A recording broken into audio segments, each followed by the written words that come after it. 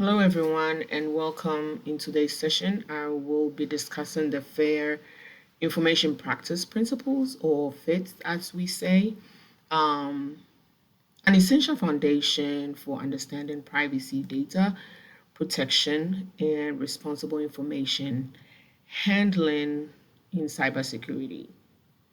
I will explain what each principle means, how FIPS compares to other privacy laws and regulations, and how federal agencies can apply them to protect personally identifiable information or PII. The first topic that we're going to be discussing is understanding FIPS. The FIPS are to set of widely recognized privacy principles that guides how organizations should collect, use, maintain, and share personal information.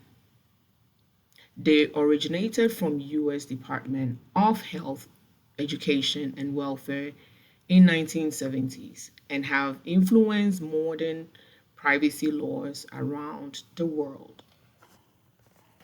Now let's talk about privacy, or let's say transparency. Organizations must clearly inform individuals about what data is being collected, why it's being collected, and how it will be used. Transparency builds trust and ensures people understand how well information is handled. Number two, individuals' participation is very important. Individuals should have the ability to access their own data, request corrections, and challenge inaccuracies. This principle empowers people to maintain control over their personal information. Three, purpose specification. Data only should not only be collected for a specific stated purpose. Organizations should define this purpose before collecting any information. Number four, data minimization. Only a minimum amount of data necessary to accomplish the stated purpose should be collected. This reduces risk and limits exposure in the event of breach. Number five, the use of limitation. Data must only be used for purpose originally stated unless the individuals provide additional consent or the use is legally required. Number six, let's talk about data quality and integrity. Organizations must ensure that the data they collect is accurate, relevant, and up to date. Poor data quality can lead to incorrect decisions and privacy risk as well. The other topic we want to talk about is the security of the data being used. Appropriate safeguards, technical, administrative, and physical controls must be in place to protect data from unauthorized access, disclosure, or modifications. Accountability and auditing is very important in this topic. Organizations must be accountable for complying with privacy principles. This includes conducting audits, conducting compliance, and ensuring personnel follow established policies that governs the organization and individuals' data. Let's talk about how FIPS compare to other privacy policies and regulations. FIPS are not laws themselves, right? They are guiding principles. However, they have heavily influenced major privacy frameworks. For example, the Privacy Act of 1974 incorporates many FIPS such as transparency, access, and data quality. The GDPR in the European Union reflects similar ideas as well, including data minimization, purpose limitation, and accountability. The Federal Information Security Modification Act, which is the FISMA, Also emphasizes security and risk management, aligned with Fipps security and accountability principles.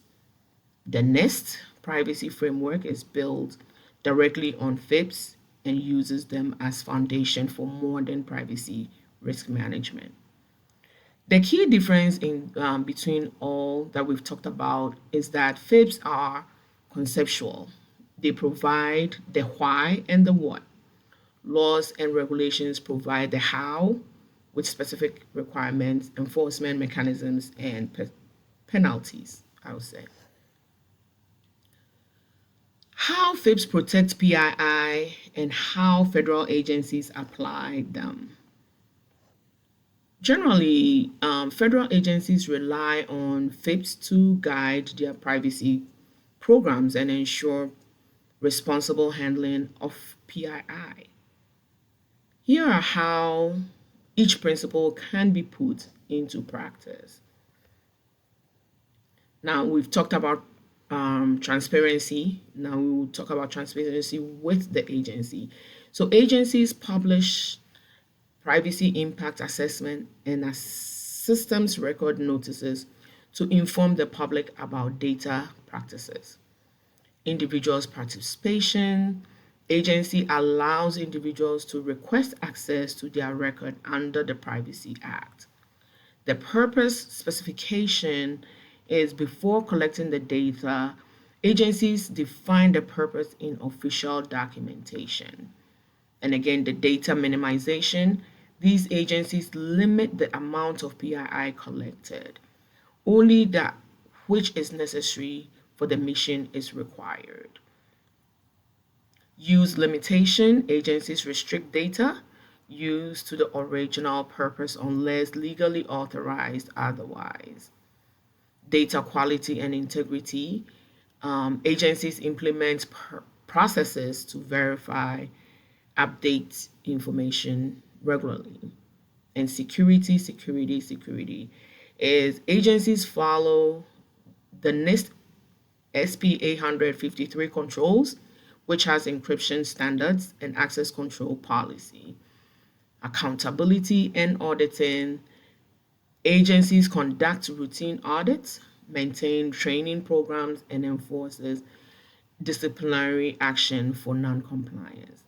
So by applying these principles, agencies reduces risk, privacy risk, strengthen public trust, and ensures compliance with federal privacy requirement.